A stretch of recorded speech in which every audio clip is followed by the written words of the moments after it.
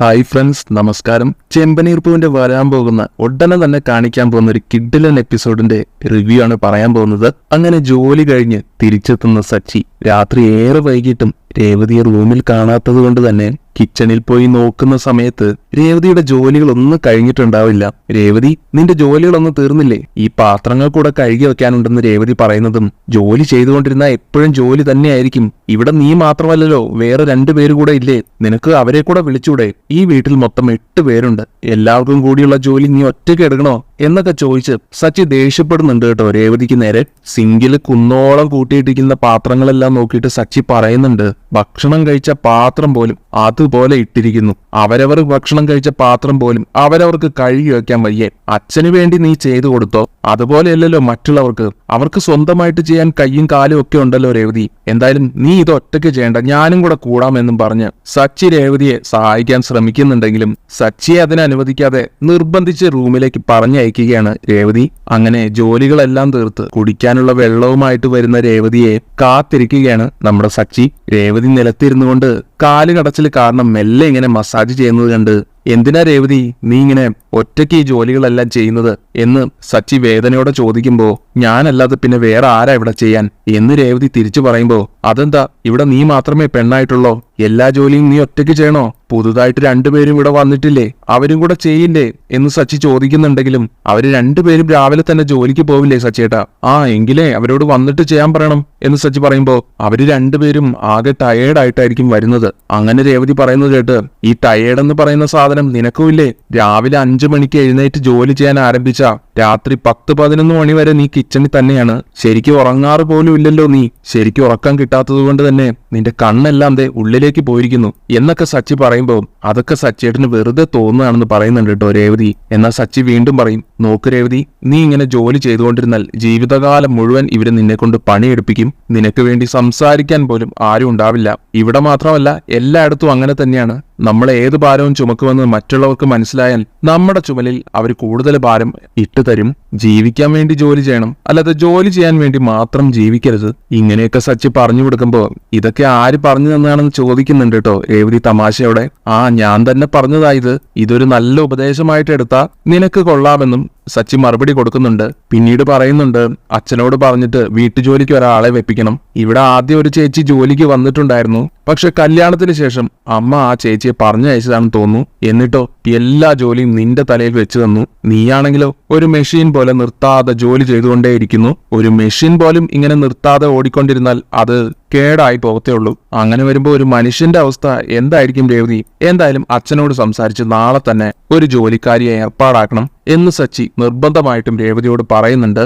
ഈ സമയത്ത് രേവതിയാണെങ്കിൽ സച്ചിയുടെ മുഖത്തേക്ക് തന്നെ നോക്കി നിൽക്കുകയാണ് കേട്ടോ. പിന്നീട് സച്ചി രേവതിയോട് ചോദിക്കുന്നുണ്ട്, അല്ല നീ എന്തെങ്കിലും കഴിച്ചോ? കഴിച്ചെന്ന് രേവതി മറുപടി കൊടുക്കുന്നതും, ഇന്നെന്താ ഇവിടെ ഭക്ഷണം ഉണ്ടാക്കിയിരിക്കുന്നെന്ന് സച്ചി ചോദിക്കുമ്പോ, ശ്രുതിക്ക് മീൻകറി വേണമെന്ന് പറഞ്ഞപ്പോ അതുണ്ടാക്കി കൊടുത്തു. വർഷയ്ക്ക് ജലദോഷമായതുകൊണ്ട് ചിക്കൻ സൂപ്പും ഉണ്ടാക്കി കൊടുത്തു. ശ്രീകാന്തിനും ശ്രുതിക്കും ചപ്പാത്തി മതിയെന്ന് പറഞ്ഞപ്പോ അതുണ്ടാക്കി കൊടുത്തു എന്നൊക്കെ പറഞ്ഞ് ഓരോരുത്തർക്കും പ്രത്യേകമായിട്ടുണ്ടാക്കിയ വിഭവങ്ങളൊക്കെ ഇങ്ങനെ രേവതി പറയുന്നുണ്ട് സച്ചിയോട്.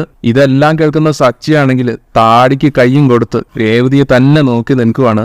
ഒടുവിൽ ചോദിക്കുന്നുണ്ട്, ശരി, എല്ലാവർക്കും വേണ്ടി നീ ഇതെല്ലാം ചെയ്തിട്ട് നിനക്ക് വേണ്ടി നീ എന്താ ചെയ്തത്? ആ ചോദ്യം കേട്ട് രേവതിക്ക് വിഷമമാകുന്നുണ്ട്. സച്ചിയുടെ നോട്ടം നേരിടാനാകാതെ മുഖം താഴ്ത്തിക്കൊണ്ട്, ബാക്കി വന്നത് ഞാനും കഴിച്ചു എന്ന് മറുപടി കൊടുക്കുകയാണ് കേട്ടോ രേവതി. അതിനുശേഷം രാവിലെ നേരത്തെ എഴുന്നേൽക്കേണ്ടതാ, ഞാൻ കിടക്കട്ടെ എന്ന് പറഞ്ഞ് രേവതി വേഗം കിടക്കുകയാണ്. പിറ്റേ ദിവസം ശ്രീകാന്തും വർഷയും കൂടി ഒരു കാർ എടുക്കാനായിട്ട് സുധി ജോലി ചെയ്യുന്ന ഷോറൂമിലേക്ക് പോകുന്നുണ്ട്.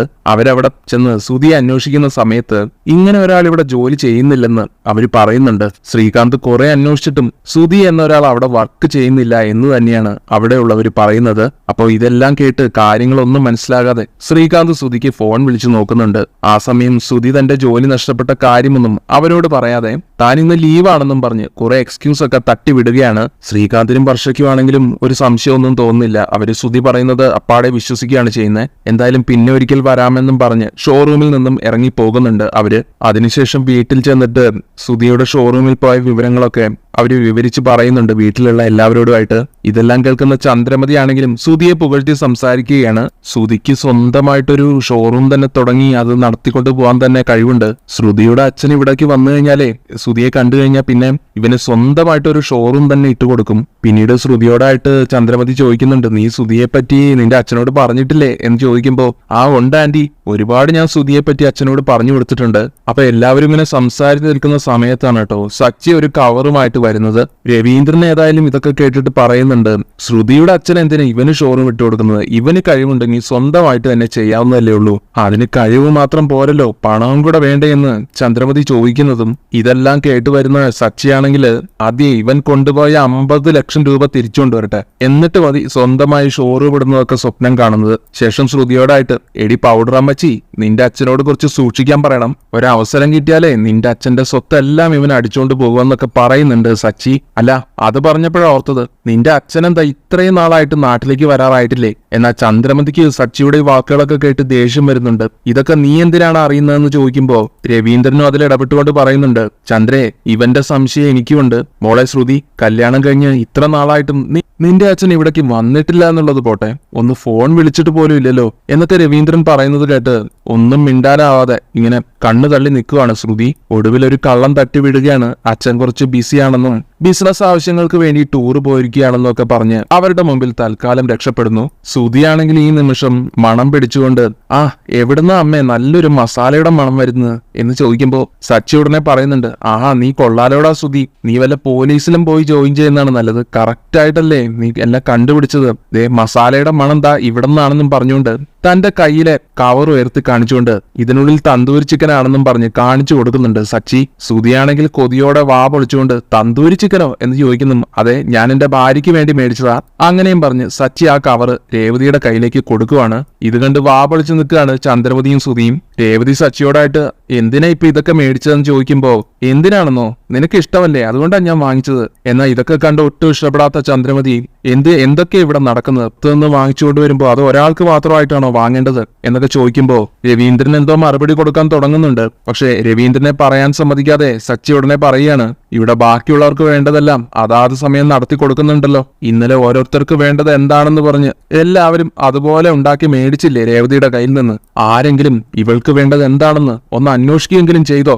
എന്റെ ഭാര്യയുടെ ഇഷ്ടങ്ങൾ നോക്കേണ്ടത് ഞാനാണ്. അതുകൊണ്ടാണ് ഞാൻ എന്റെ ഭാര്യയ്ക്ക് ഏറ്റവും ഇഷ്ടപ്പെട്ട തന്തൂരി ചിക്കൻ തന്നെ വാങ്ങിച്ചോണ്ട് വന്നത്. സച്ചിയുടെ ഈ വാക്കുകൾ കേട്ട് ചന്ദ്രമതിക്ക് ഒരു അക്ഷരം പിന്നെ മിണ്ടാൻ പറ്റിയിട്ടില്ല. പിന്നീട് രേവതി ഈ സച്ചിയോട് ചോദിക്കുന്നുണ്ട് കേട്ടോ, എനിക്കിത് വേണമെന്ന് സച്ചിയേട്ടനോട് ഞാൻ പറഞ്ഞിട്ടില്ലല്ലോ എന്ന്. എന്നാൽ സച്ചി പറയുന്നുണ്ട്, ഭാര്യയ്ക്ക് ഇഷ്ടപ്പെട്ടത് പറയാതെ വാങ്ങിക്കൊടുക്കുകയല്ലേ ഒരു ഭർത്താവ് ചെയ്യേണ്ടതെന്ന്. രവീന്ദ്രനോടായിട്ട് അങ്ങനെ ചോദിക്കുമ്പോൾ കറക്റ്റ് എന്ന് പറയുന്നുണ്ട് രവീന്ദ്രനും. ആ അച്ഛൻ പറയുന്നത് കേട്ടല്ലോ, അതാണ് അതിന്റെ ശരി. ഇനി നീ ഇങ്ങോട്ട് വാ, നമുക്ക് റൂമിൽ പോയിരുന്ന് കഴിക്കാം. ഇവിടെ ഇരുന്ന് കഴിച്ചാൽ ശരിയാവില്ല.